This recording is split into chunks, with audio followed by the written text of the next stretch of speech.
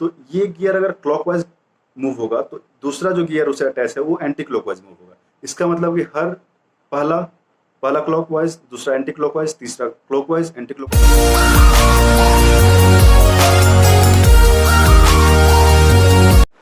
So guys, आप सभी का फिर स्वागत है मेरे चैनल पे। आज जो टॉपिक लेकर आया हूँ वो बहुत इंपॉर्टेंट टॉपिक है किसी भी एग्जाम्स को क्वालिफाई करने के लिए। तो गाइस, जैसे कि अभी सिनर्जी एग्जाम आने वाली है, तो सिनर्जी में भी वो टॉपिक आता है, मैकेनिकल एप्टीट्यूड सेक्शंस आते हैं जिसमें 20 क्वेश्चंस रहते हैं। बाकी अगर कोई बंदा स्पॉन्सरशिप का एग्जाम दे रहा है, जीएमई का एग्जाम दे रहा है, तो उसमें मैकेनिकल एप्टीट्यूड पूछे जाते हैं, जो कि ये बहुत ही इंपॉर्टेंट चैप्टर, इंपॉर्टेंट टॉपिक है कोई भी एग्जाम के लिए, और इसको क्लियर करना बहुत ईजी होता है। ये एक मतलब प्लस पॉइंट आप इसको बोल सकते हो। आपका एक जो मार्क्स है एग्जाम में वो 20 से 20 बढ़ा देगा, 20 मार्क्स वो इंक्रीज करेगा आपका। तो इसे एक भी क्वेश्चन इसमें छोड़ना नहीं है गाइज, इसे सब कुछ करके आना है। और मैं गारंटी दे रहा हूँ, अगर आप इस वीडियो को पूरा देख लेते हो तो आप बिना पढ़े ही इस सेक्शन को आप पूरा सॉल्व करके आओगे, और वो भी पूरा सही, सभी क्वेश्चन सही होंगे। तो बने रहो मेरे इस वीडियो के साथ, और मैं आपको दिखाऊंगा कैसे इसको सॉल्व करते हैं। बेसिकली गाइज, ये जो मैकेनिकल एप्टीट्यूड सेक्शन है इसमें 90% कॉमन सेंस यूज होता है, 90% कॉमन सेंस, और 10% बस मैथ यूज होता है। कहीं कहीं बस मैथमेटिक फॉर्मूला है उसको यूज़ करते हैं। तो मैं बताऊंगा आपको। अगर आपको ये वीडियो अच्छा लगे तो आप सब्सक्राइब कर देना मेरे चैनल को, और आगे मैं ऐसी और भी वीडियो डालता रहूँगा जो आपके लिए फ़ायदेमंद होगा। तो गाइस चलते हैं, सबसे पहले मैकेनिकल एप्टीट्यूड के बारे में बात करते हैं। Mechanical aptitude guys generally mechanical equipment से जुड़ा होता है। अगर आप मरीन इंजीनियर है, मैकेनिकल इंजीनियर है, तो आपके लिए ये सॉल्व करना या रिलेट करना इजी होगा। और अगर आप इंजीनियर नहीं भी हैं तो भी आप इस सेक्शन को सॉल्व कर सकते हैं, क्योंकि कॉमन सेंस गाइस सबके पास होता है। अगर आपसे कोई क्वेश्चन पूछे कि आपको ये क्या बोलते हैं उसको, नट खोलना है, तो उसको स्पैनर का यूज़ करेंगे, ठीक है, नट को ओपन करने के लिए। स्क्रू का तो यूज़ नहीं करेंगे। ये कॉमन सेंस है जो जनरली सभी के घरों में होता है। फ्यूज, वायर, इलेक्ट्रिकल, ये सब मतलब नॉर्मल चीज़ पूछते हैं। समझ में आ गई बात? मतलब कि बेसिक है, ये कॉमन सेंस बेस्ड पे है। तो आपको जो एग्ज़ाम में पूछा जाएगा, तो सबसे पहला मैं आपको टॉपिक का नाम बताता हूँ। मैकेनिकल एप्टीट्यूड में कौन कौन सी टॉपिक होती है जिससे क्वेश्चन आते हैं एग्जाम में। सबसे पहला टॉपिक है गाइस लीवर की। तो आप सभी को पता होगा, जो भी मरीन इंजीनियरिंग कर चुके हैं, मैकेनिकल इंजीनियर कर चुके हैं, जो मैकेनिकल इंजीनियर वाले जीबी के एग्जाम देने वाले हैं, या जो मरीन इंजीनियर कंप्लीट करके क्या बोलते हैं सिनर्जी के एग्जाम देने वाले हैं, तो उन सभी के लिए गाइस इजी होगा। गियर है, lever, spring, basic electrical equipments and tools, ये सब बहुत ही ईजी होगा उन लोग के लिए। तो सबसे पहले मैं बात करता हूँ लीवर की। तो लीवर के क्वेश्चंस कैसे पूछते हैं, तो सबसे पहले मैं आपको बता दूं लीवर होता क्या है। तो इस लीवर, आप शीशो देखे होंगे बचपन में। शीशो मतलब इधर आप जितना मास रखेंगे, अगर उतना ही मास रखेंगे तो ये मूव नहीं करेगा। इधर ज़्यादा हो गया तो ये डाउन, ये अप हो जाएगा। मतलब कोई चीज़ को लिफ्ट करने के लिए, जो कि हम लोग कोई भी मतलब मैनुअली लिफ्ट नहीं कर सकते हैं, उसको हम लोग मशीन का यूज़ करते हैं या टूल का यूज़ करते हैं, लीवर का, ठीक है। ये एक सिंपल टूल में से एक है। जैसे कि अगर आपको किसी चीज़ को उठाना है, जैसे कि यहाँ पर कोई चीज़ है, उसको हमको लिफ्ट करना है, यहाँ पर कोई चीज़ है, तो ये जो इसको जॉकी बोलते हैं या उसका पिवट पॉइंट बोलते हैं, तो ये जो पॉइंट है उसके सामने ले जाएंगे, मतलब कि, और यहाँ पर हम लोग फोर्स देंगे तो ये उठेगा। जितना अगर इसका डिस्टेंस कम होगा उतना कम फोर्स लेगा इसको यहाँ से उठाने में, ठीक है। तो आप समझ के लीवर होता क्या है। यहाँ पर जो आइटम है उठाने का, यहाँ रखेंगे तो ये डाउन है, और यहाँ पर हम लोग फोर्स देंगे तो ये उठ जाएगा। अगर हम लोग यहाँ देंगे तो यहाँ, अगर हम लोग रखेंगे और यहाँ से फोर्स देंगे तो नहीं उठेगा। तो इसमें मोमेंट काम आता है। मोमेंट आप लोग सुने होंगे, मोमेंट क्या होता है। तो लीवर बेसिकली मोमेंट से बना होता है। इसका जो फॉर्मूला है, यहाँ कोई ऑब्जेक्ट है उसका वेट, प्लस यहाँ यहाँ हम लोग फोर्स देने वाले हैं उसका न्यूटन में वेट, और ये डिस्टेंस, अगर यहाँ पिवट पॉइंट यहाँ पर है, ठीक है, तो इसका डिस्टेंस इंटू इसका वेट इज इक्वल टू इसका डिस्टेंस इंटू इसका वेट, ये इक्वल होगा। तो किसी एक पैरामीटर आपको नहीं दिया होगा, वो आपको निकालना है, ठीक है। एग्जाम्पल मैं आपको दिखाऊंगा। जैसे कि मैं एग्जाम्पल यहीं पर दे रहा हूँ। जैसे कि ये यहाँ पर मेरा पिवट पॉइंट है, यहाँ पर मेरा 10 kg का वेट रखा हुआ है, ठीक है, और इसका डिस्टेंस है मेरा 1 सेंटीमीटर, इसका डिस्टेंस है 3 सेंटीमीटर, ठीक है।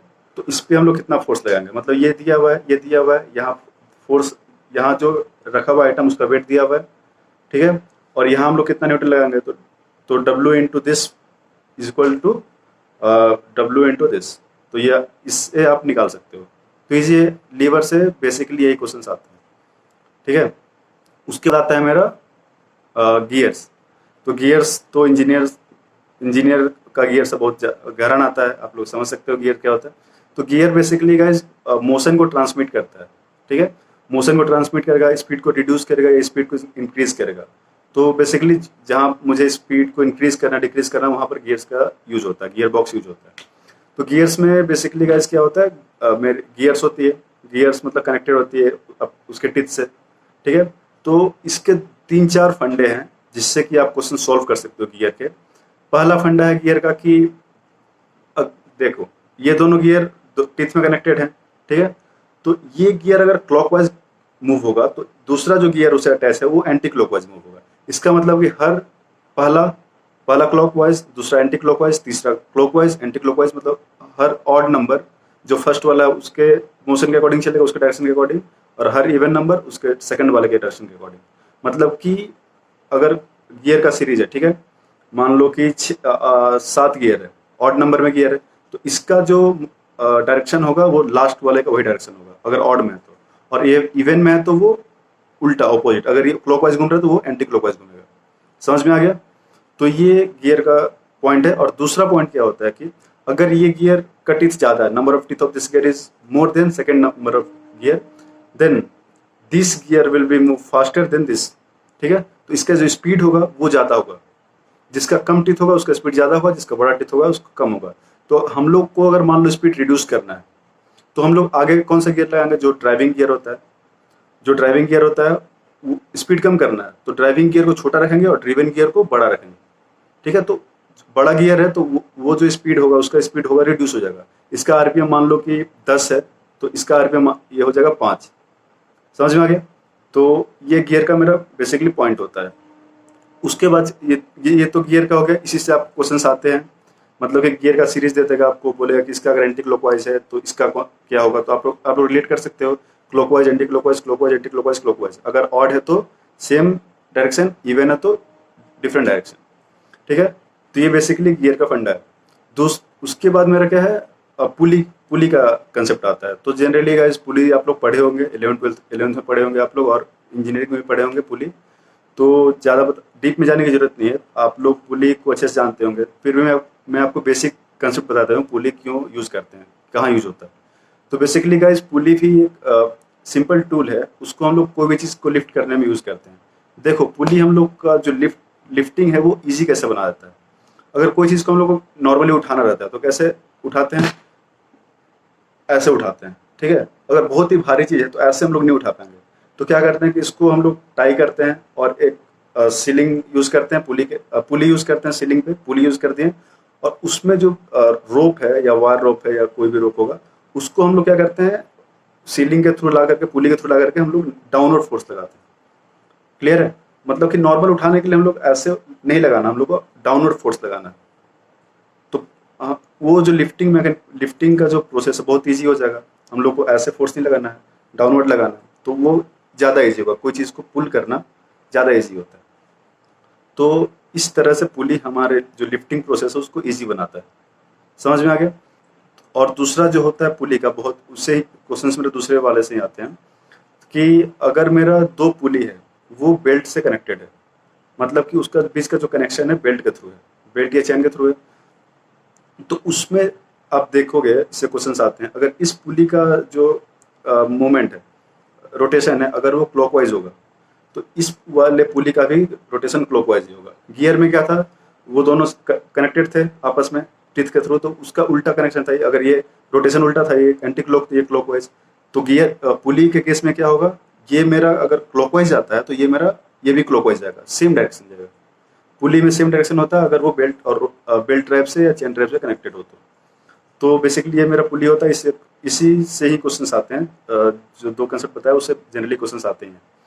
उसके बाद क्या आता है गाइस, स्प्रिंग आपको पता होगा स्प्रिंग क्या होता है।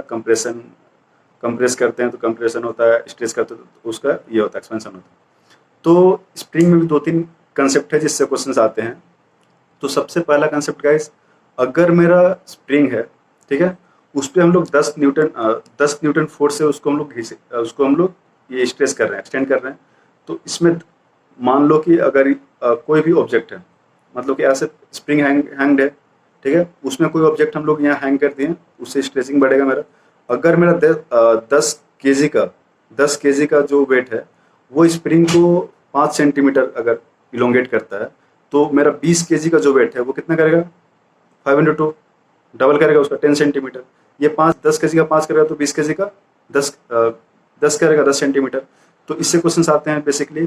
और दूसरे क्वेश्चंस होते हैं सीरीज और पैरेलल के, जो अरेंजमेंट होती है स्प्रिंग की, अगर वो ध्यान समझना है इसको, अगर वो सीरीज में होती है, स्प्रिंग की अगर अरेंजमेंट अगर सीरीज में होती है, तो उसमें जो हम लोग फोर्स देंगे 10 न्यूटन का मान लो फोर्स देते हैं, इसको इलोंगेट करते हैं, तो उसमें उसका जो 10 न्यूटन में अगर उसका जो एक्सटेंशन होगा इतना होगा, मान लो कि इतना जितना होगा, अगर वो सेम पैरेलल में रखेंगे हम लोग, दो स्प्रिंग पैरेलल में रखेंगे और उसमें हम लोग 10 न्यूटन का फोर्स देंगे, तो उसमें उतना उसका जो क्या बोलते हैं उसको एक्सपेंशन कम होगा जितना कि सीरीज में होगा। सीरीज में क्यों ज़्यादा होगा, क्योंकि दो स्प्रिंग है, सीरीज कनेक्टेड है, उसमें 10 न्यूटन फोर्स दोनों में लग रहा है, तो उसका जाहिर सी बात है कि उसका एक्सपेंशन ज़्यादा होगा, ठीक है।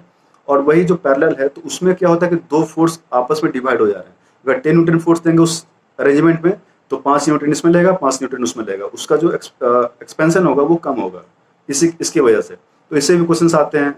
तो अगर आपको क्वेश्चन आ गया कि यहाँ दो स्प्रिंग है, उसका जो फोर्स लग रहा है वो 10 है, ठीक है, तो उसमें जो अगर वही स्प्रिंग को हम लोग पैरेलल कनेक्ट करते हैं, तो उसमें जो 10 न्यूटन फोर्स लगेगा, मतलब 10 न्यूटन फोर्स देंगे, तो स्ट्रेस कितना होगा। अगर इसमें स्ट्रेस होता है मेरा 5, तो उसमें स्ट्रेस कितना होगा, तो उसका हाफ हो जाएगा। तो ये मेरा स्प्रिंग हो गया। और उसके बाद गाइस टूल्स के क्वेश्चंस आते हैं। तो जनरली ये टूल्स के आपको मैं चार्ट दे रहा हूँ, आप चार्ट देख लो। ये बेसिक टूल्स है जिससे कि आपको मतलब कि उसमें फिगर वाला क्वेश्चन रहता है कि कारपेंटर के पास इनमें से कौन कौन सा टूल्स रहेगा, ठीक है। कोई चीज़ हम लोग को वेल्डिंग करना, तो वेल्डिंग के लिए हम लोग को इनमें से कौन सा टूल्स रहेगा। वेल्डिंग के लिए तो स्पैनर नहीं लगेगा, वेल्डिंग के लिए इलेक्ट्रोड लगेगा, ठीक है, और वेल्डिंग मशीन लगेगा, वो जनरेटर लगेगा, वो सब दिया रहेगा वहाँ पर। तो उससे आपको सेलेक्ट करना है और वो लिखना है ABCD ऐसे करके दिया रहेगा। तो मैं आपको चार्ट भेज दे रहा हूँ आपको, जैसे कि जो बेसिक्स टूल्स है उसके बारे में दिया हुआ है, आप जाकर देख सकते हो। तो गाइज नॉर्मली इसमें क्या होता है कि कॉमन सेंस यूज़ करते हैं। बेसिक टूल्स को फाइंड करने के लिए कॉमन सेंस यूज़ करेंगे, ठीक है। हम लोग जैसे आपको पता है नट को खोलना, तो हम लोग स्पैनर का यूज़ करेंगे, स्क्रू ड्राइवर का यूज़ नहीं करेंगे। ऐसे बहुत सारा चीज़ होता है, ठीक है। तो ये सब अगर कंसेप्ट आपको पता है, अब जाकर आप सेट लगाओ। अगर आपके पास बुक नहीं है मैकेनिकल एप्टीट्यूड का, तो मेरे से कॉन्टेक्ट करो, मैं आपको प्रोवाइड करूँगा। और वहाँ पर जाकर के आप क्वेश्चंस लगाओ, देखो क्वेश्चंस बनता है कि नहीं। जो मैं बोला हूँ ये सब जो वीडियो में बोला हूँ ये सब इंपॉर्टेंट पॉइंट है, टू द क्वेश्चंस में बोला हूँ, अकॉर्डिंग टू द क्वेश्चन। तो जो मैं बोला हूँ उनसे ही क्वेश्चंस आएंगे। तो इसको आप एक नोट्स बना लो ताकि मेरे पॉइंट्स आप भूलो ना, और उस नोट्स के अकॉर्डिंग आप क्वेश्चंस लगाओ, देखो कि क्वेश्चंस बनता है कि नहीं। अगर क्वेश्चंस बने तो प्लीज़ गाइस वीडियो को सब्सक्राइब कर लो। ऐसे इन्फॉर्मेटिव कंटेंट मैं आपको प्रोवाइड करते रहूँगा। तब तक के लिए मिलते हैं नेक्स्ट वीडियो में गाइस। जय हिंद।